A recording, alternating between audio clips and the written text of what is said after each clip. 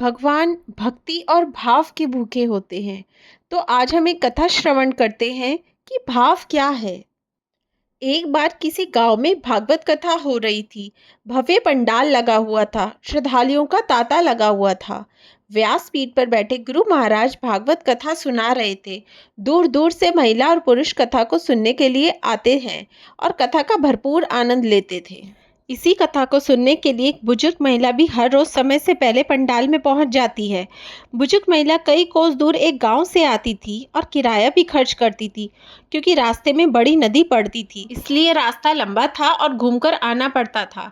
एक दिन जब कथा हो रही थी और गुरुजी महाराज जी ने एक कथन कहा कि अगर आप राम रूपी नौका में सवार हो जाएं तो भवसागर को पार कर सकते हो।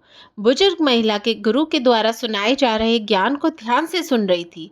उस समय बुजुर्ग महिला ने प्रण लिया कि अगर मैं राम रूपी नौका से भवसागर पार कर सकती हूँ तो रास्ते में पड़ने वाली नदी तो काफी छोटी है। और उसने ठान लिया कि अब वो कथा सुनने के लिए उस नदी को ही पार करके आएगी। अगले दिन जैसे ही महिला नदी के पास पहुंची तो राम नाम लेकर सीधे नदी में उतर गई। नदी में अथाह पानी था, लेकिन नदी ने महिला को मार्ग दिया। वो पगडंडी की तरह नदी को पार कर गई।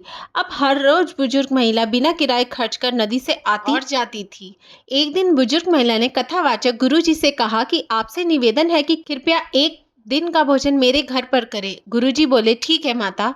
और गुरुजी और बुजुर्ग महिला के साथ अपने गांव की तरफ चल दी। बुजुर्ग महिला खेतों में बनी पगडंडी से होते हुए नदी के किनारे पहुंच गई, लेकिन गुरुजी मन में शंका थी कि यह बुजुर्ग महिला मुझे कहाँ ले आई। यहाँ तो नहीं है, बियावान जंगल है और यह नदी जिसमें हाथी डूब जाए इतना पानी है। गुरुजी बुजुर्ग महिला से पूछा कि आप मुझे कहाँ ले आई हैं। बुजुर्ग महिला बोली, गुरुजी इस नदी को पार करने के बाद ही मेरा गाँव है। इतना सुनते ही गुरुजी बोले कि क्या आप पागल हो गई हैं?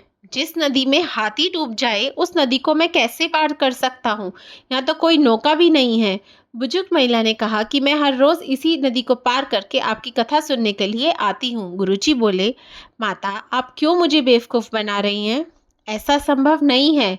बुजुर्ग महिला बोली, गुरुजी आपने ही अपनी कथा के दौरान कहा था कि अगर कोई राम रूपी नौका में सवार हो जाए तो भवसागर को पार कर सकता है। फिर यह तो एक छोटी सी नदी है।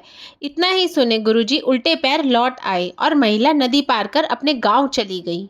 ऐसा क्यों हुआ? ऐसा इसलिए हुआ कि कथा कहते हुए गुरु के भाव नहीं थे, लेकिन कथा सुन रही बुजुर्ग महिला भगवान के भाव से पूर्ण ओतप्रोत थी।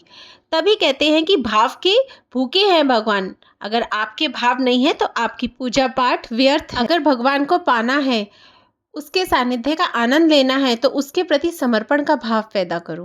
राधे राधे।